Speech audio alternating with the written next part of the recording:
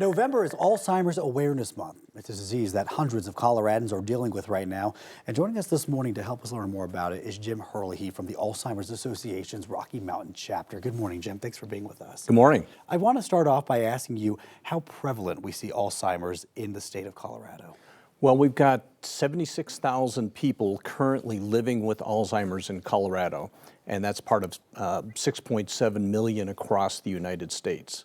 You know, we were listening to Anusha Roy talking about maternal mortality rate, and we were talking about often the focus is on babies and the mothers don't get the care that they need. You said it's really not that different of a situation when we're talking about Alzheimer's as well. Exactly. I mean, there is the tragedy of Alzheimer's in that these 67 or 76,000 people, there is no cure for them at this point.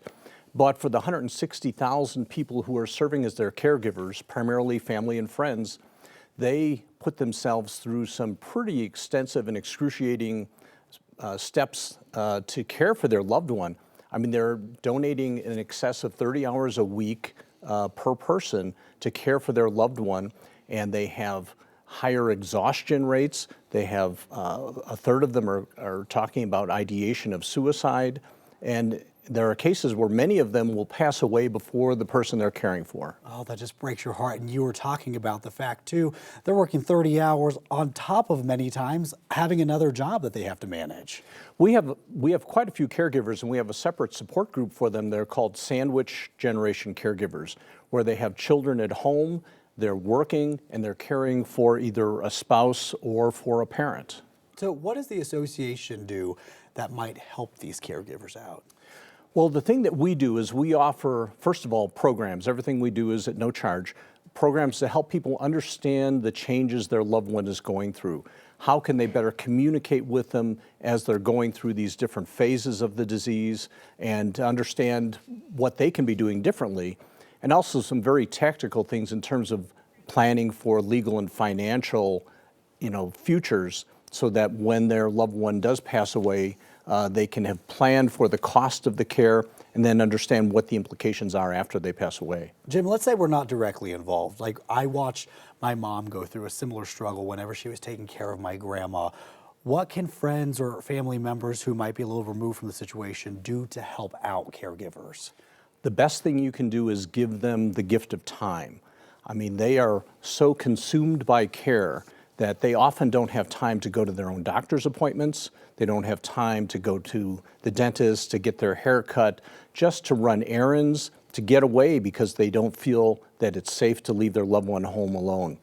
Go visit them, bring them food so they don't have to prepare a meal, offer to spend an hour or two there so that that person can get out and just have a mental break from the constant caregiving.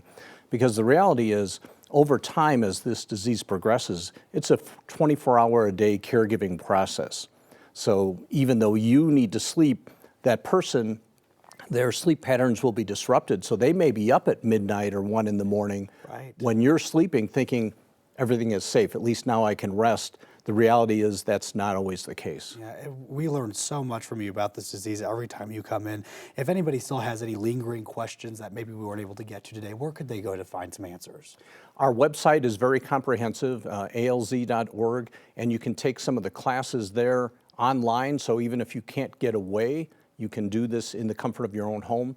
And our helpline, it's 800-272-3900, is free, and it's staffed 24 hours a day by trained professionals. So you can call them in the middle of the night if you're having an issue with your loved one hallucinating or hearing things, and you can call and say, this is what's happening, what do I do? And they can give you some counsel, and then they can also direct you to local resources. Jim, thank you so much for shedding a light on this. We appreciate it because it's an aspect we don't always think about.